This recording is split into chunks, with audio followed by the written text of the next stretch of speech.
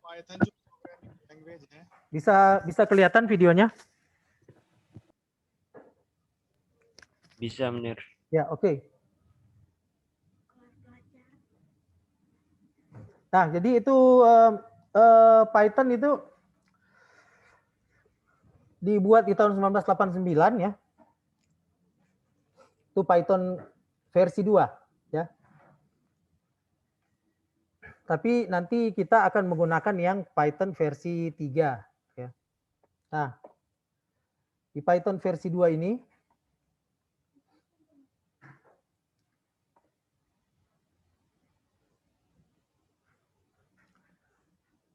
ada banyak keunggulan-keunggulan sebenarnya dibandingkan Java. Yang pasti Python itu lebih mudah dari Java dalam melakukan pemrograman jaringan.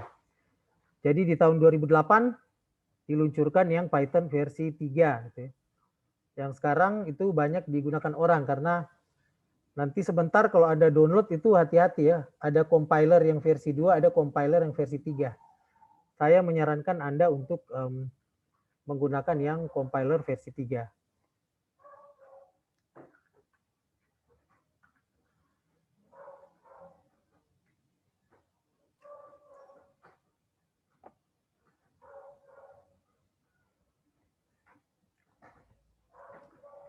Nah, untuk Python itu sendiri, dia diciptakan oleh Guido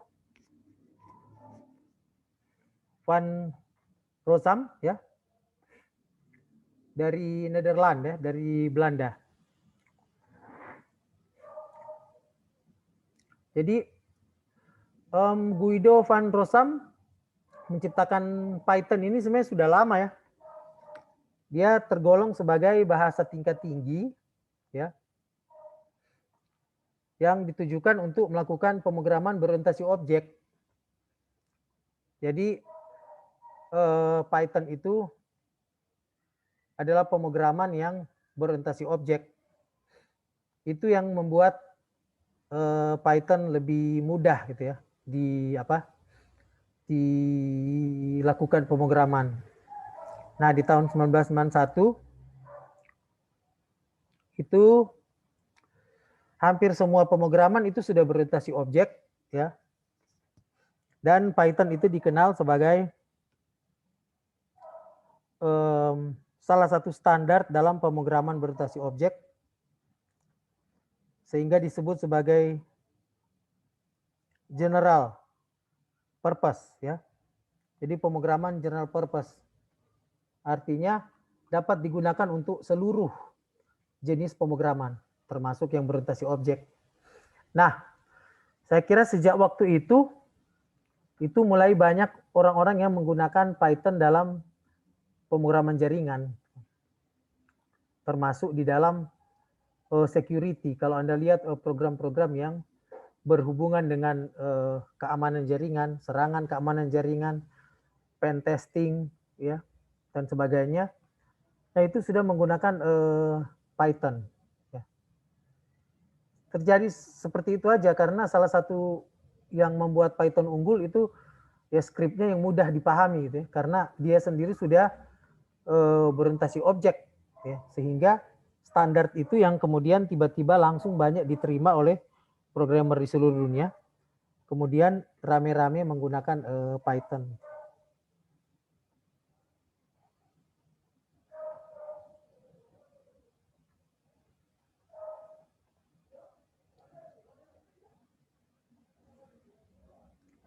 Jadi dia jenisnya high level programming language ya, sehingga menggunakan bahasa yang cenderung mudah dipahami oleh manusia.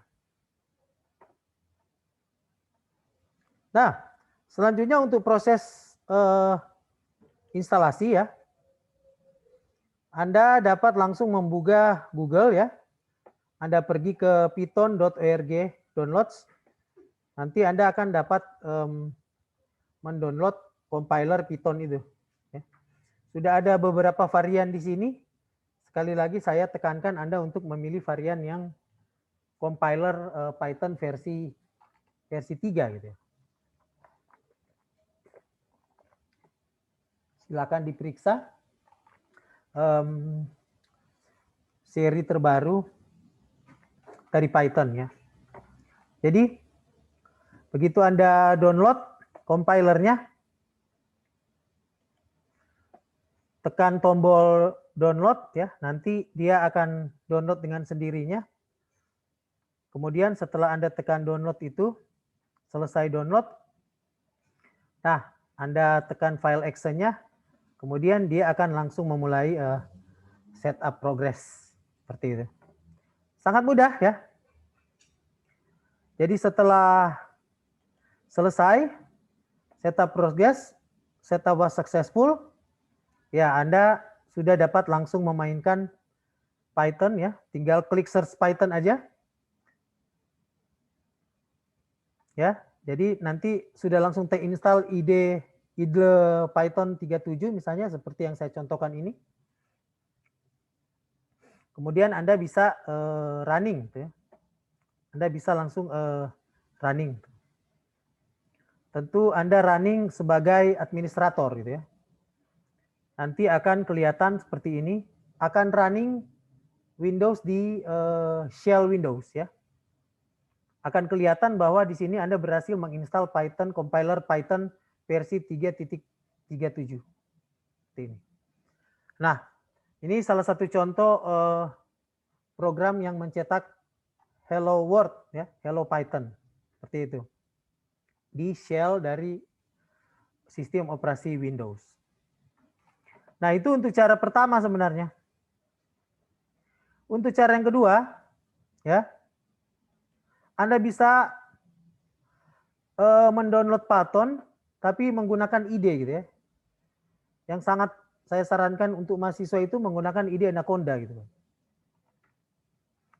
Jadi Anda search di Google ya untuk IDE Anaconda. Kemudian Anda lihat compilernya. Karena untuk Anaconda itu Python bisa Anda pakai untuk data science gitu ya. Jadi nanti ada pilihan installer apa ya. Yang Windows 32 bit atau Linux 64 bit gitu ya. Kalau Menar Stanley menggunakan Windows dan Linux untuk Anaconda. Nanti berikut saya demo gitu. Jadi silakan tekan download ya. Nanti kemudian ini Anaconda Navigator ya, pada saat Anda akan menginstal akan terbuka halaman seperti ini. Nah, Anda pilih Spider gitu ya. Untuk Python itu pilih saya tekankan pilih Spider aja dulu. Anda juga bisa pilih Jupyter dan Jupyter Lab ya. Jupyter Notebook dan Jupyter Lab. Ya. Tapi kalau Menar Stanley akan menyarankan Anda untuk pilih Spider karena untuk coding-coding yang kita bisa pelajari di pemrograman jaringan itu Spider sudah cukup. Kalau mau Jupyter juga tidak mengapa ya. Bisa main di Jupyter, bisa main di Spider. Ini contoh tampilan dari Jupyter ya. Setelah berhasil terinstall, Anda bisa langsung memainkan programnya di situ, di interface Jupyter. Jadi kalau Anda lihat di sini sangat mudah gitu ya. Anda tinggal mengisi nama file ya. Sesudah itu Anda langsung menulis program di situ. Ini misalnya di contohnya ini sebuah contoh program di Python first yang kita beri nama file first 123.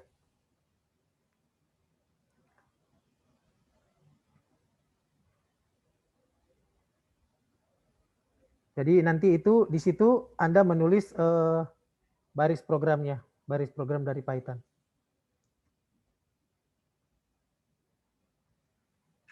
Sama seperti tadi Anda menulis di shell. Jadi silakan pilih mau bermain di shell boleh, mau menggunakan IDE Jupyter ya atau Spider itu bisa juga.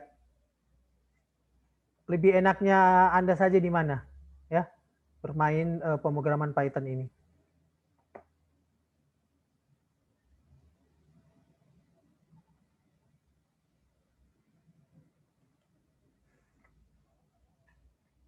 Nah, selanjutnya kalau Anda lihat di sini, itu Itu untuk bermain di notebook bisa ya. Baru kalau Anda lihat pilihan di situ bisa juga untuk bermain di Shell ya. Dan bisa juga bermain di Jupyter gitu. Ini misalnya contoh Python yang kita sudah install di laptop kita.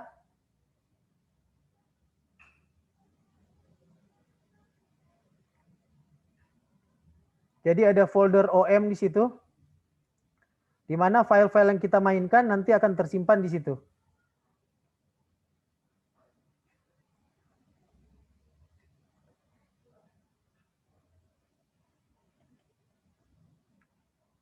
Nah, jadi intinya di sini Anda silakan untuk mendownload dulu yang ingin Anda gunakan ya. Kemudian terserah mau bermain Python di Shell bisa atau mau bermain Python di IDE seperti tadi tidak masalah. Ya. Intinya Anda dapat menggunakan dulu melakukan dulu yang namanya instalasi Python gitu.